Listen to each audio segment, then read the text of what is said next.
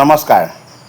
খণ্ড উন্নয়ন বিষয়াজনে যিবিলাক য'ত উন্নয়নৰ কাম চলি থাকে, উন্নয়ন খণ্ডৰ যোগেদি য'ত বিকাশৰ কাম চলি থাকে, যিকোনো ৰাস্তা ঘাট নিৰ্মাণ কৰা যিকোনো কাম চলি থাকে, এই ঠাইসমূহ ভালধৰণে পৰ্যবেক্ষণ নকৰাৰ কাৰণে আৰু গাঁও পঞ্চায়তৰ যিসকল কৰ্মকৰ্তা, আজি জনপ্ৰতিনিধিয়ে হওক বা পঞ্চায়তৰ চৰকাৰী কৰ্মকৰ্তাই হওক, সচিবেই হওক, এই গাঁও পঞ্চায়তৰ কৰ্মকৰ্তাসকল সচেতন নোহোৱাৰ কাৰণে আজি কি হৈছে, এটা পৰিস্থিতি ভয়াৱহ হৈছে। একাংশ বিজেপি কৰ্মকৰ্তাই নিজৰ ইচ্ছামতে কিছুমান আঁচনি ৰূপায়ণ কৰিছে, নিজৰ আত্মস্বাৰ্থ সিদ্ধি কৰিবৰ বাবে, নিজৰ সুবিধাৰ বাবে ৰাইজক ক্ষতি কৰিছে, আনক অপকাৰ কৰিছে। কিন্তু এইটো কেতিয়াও হ'ব নোৱাৰে। নিজৰ সুবিধা কৰি আনক কেতিয়াও ক্ষতি কৰিব নোৱাৰে। সকলোৰে সুবিধা হ'ব লাগিব। এইখন ভাৰতবৰ্ষৰ দৰে সমতাৰ দেশ, এইখন হৈছে সমতাৰ দেশ। এই সমতাৰ দেশত সকলোৱে অধিকাৰ থাকিব লাগিব। এজনৰ লাভৰ কাৰণে বা নিজৰ লাভৰ কাৰণে আনক কেতিয়াও ক্ষতি কৰিব নোৱাৰিব, কাৰোৱেই ক্ষতি হ'ব নোৱাৰিব।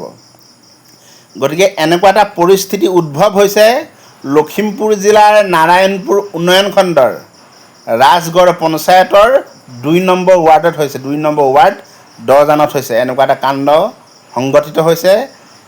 কিছুমান বিজেপি কৰ্মকৰ্তাই আৰ্ট ফিলিঙৰ কিছুমান কাম কৰিছিলে, এই কামখিনি শৃংখলাবদ্ধভাৱে নকৰাৰ বাবদ অশৃংখলাকৈ কৰিলে আৰু কেনেদৰে ব্যক্তিৰ ক্ষয় ক্ষতি হৈছে আপোনালোকক দেখুৱাইছোঁ, ব'লক।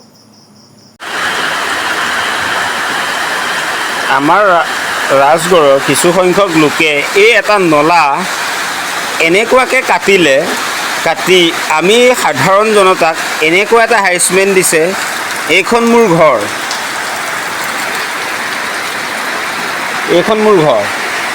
ইয়াতে এয়া মোৰ চোতাল। পাহাৰৰ নলাকেইটা নিজক বচাবলৈ গৈ বিজেপি কৰ্মীকেইটাই সেই সাংঘাতিক ধৰণৰ কাম কিছুমান কৰি নিজক বচাই লৈ সাধাৰণ জনতাক এনেকুৱাকৈ ফচালে, মই সঁচাকৈ ভাবিব পৰা নাই। মোৰ ঘৰলৈ যে ইমান ডাঙৰ এটা বান লৈ আহিব পাহাৰৰ পানীয়ে, কোনোদিন দেখা নাছিলোঁ, ভবা নাছিলোঁ। বাস্তৱৰ নিচিনা পৰিণতি হ'ল আজি, কিন্তু ভবা নাছিলোঁ, এয়া সঁচা হ'ল। চাওক ৰাইজ, মই একো ভুল কোৱা নাই।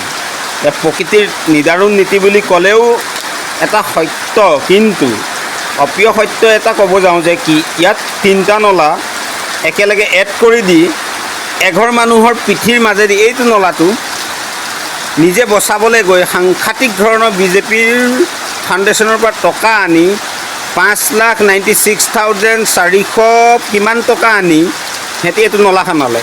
নলাটো খনাই নিজক বচাই মোক কেনেকুৱা এটা অৱস্থাত পেলালে চাওক। মোকেই নহয়, মোৰ পিছফালে আৰু 3-4 ঘৰ মানুহ আছে। এইটো বিজেপি ফাউণ্ডেশ্যনৰ টকা আনি, কিবা জব কাৰ্ডৰ নে কিবা টকা আনি সিহঁতি কৰিছে। এই ল'ৰাকেইটা কাম কৰি, কিন্তু পিছফালে নলাটো ক্লিয়াৰ কৰি নিদিলে। সেইটোৱে মোৰ মানে এতিয়া চাওক, মই তাৰ ভুক্তভোগী। মোৰ আপুনি লেট্ৰিন চাবনে মোক কুঁৱা চালে আপোনালোকে গম পাব যে কি পৰিস্থিতি। চাওক মোৰ স্লেব ক'ত পালেগৈ, পানী কিমান দূৰ আৰু কিমান সময় আছে মোৰ ঘৰটো ডুবিবলৈ। বেছি সময় নাই। এই ডুবুতে আছোঁ।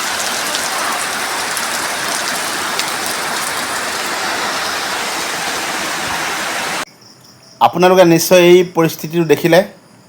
হঠাতে বাঢ়ি যোৱা পানীয়ে কেনেদৰে ব্যক্তিসকলক ক্ষতি কৰিছে নিশ্চয় আপোনালোকে প্ৰত্যক্ষ কৰিলে, নিশ্চয় কিছু কথা বুজি পাইছে।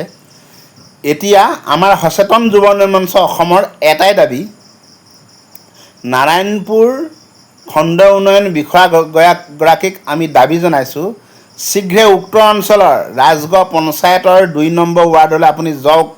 2 নম্বৰ ৱাৰ্ডলৈ গৈ এই পৰিস্থিতিটো কেনেকৈ কিদৰে উদ্ভৱ হ'ল এই ক্ষেত্ৰত আপুনি পৰ্যবেক্ষণ কৰি আপুনি তদন্ত কৰক, আৰু এই ব্যক্তিসকলে যাতে হঠাতে বাঢ়ি যোৱা পানীৰ দ্বাৰাই যাতে ক্ষতি বা হাৰাশাস্তি নাখায়, সেই ক্ষেত্ৰত উপযুক্ত ব্যৱস্থা লওক। অন্যথা কিন্তু আমি আন্দোলনৰ কাৰ্যসূচী হাতত ল'ম। ধন্যবাদ।